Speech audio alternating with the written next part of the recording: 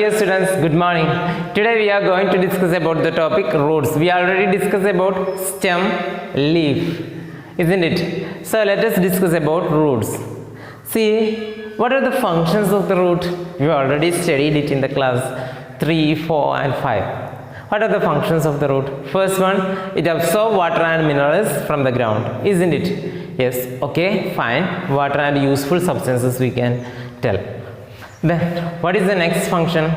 It helps the plant to fix firmly in the soil, isn't it? That is also a function. So, these are the two main functions of the root.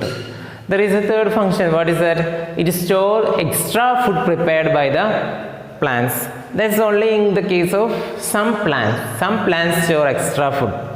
Example, some of the plants that store food in their roots, what we can say beetroot, this type of plants, they store their food in the root itself. So what are the three functions? Out of these three, two functions are general functions that are applicable to all plants. So let me write that two functions. First one, fix firmly into the soil, and second one, absorbing water and useful substance. So these are the two main functions of the root. See, there are how many type of roots? Have you ever seen the root of a plant? If you pluck the root of a grass, you can see the roots are like this.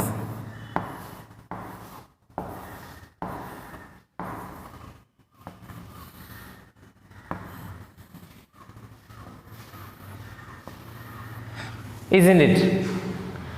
But at the same time, if you pluck a tree having parallel venation, whose leaves are in parallel venation, you can see its roots.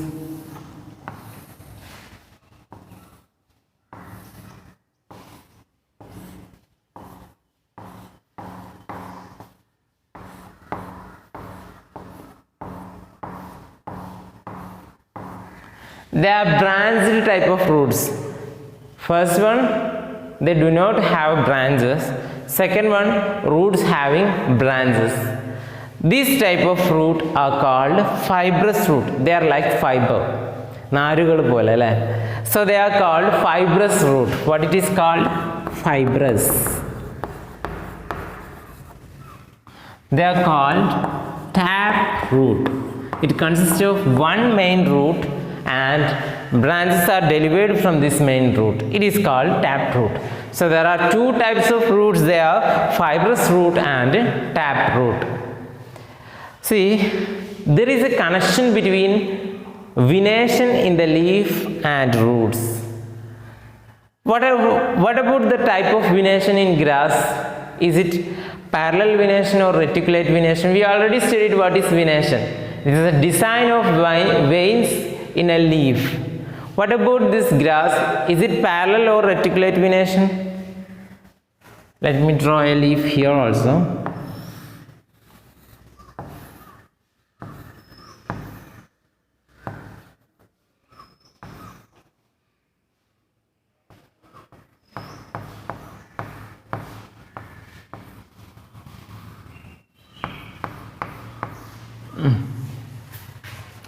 What about this leaf?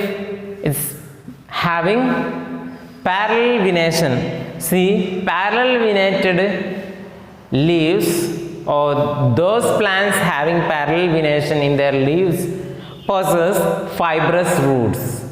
Do you get the relation? Those plants with parallel venation possess fibrous roots. Example, grass. Grass possesses which type of venation? It possesses parallel venation and it got fibrous roots. Then you can take any other example, jackfruit tree, rubber tree or any other example, those having reticulate venation. So the plants with reticulate venation they possess tap root.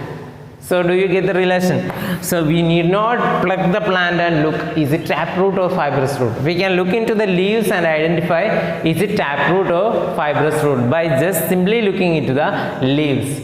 So there is a good relation between venation and the root system. So that's all for today. We studied about roots, what are their functions and what are the two types of roots. And can you give some examples for this fibrous root and tapped root?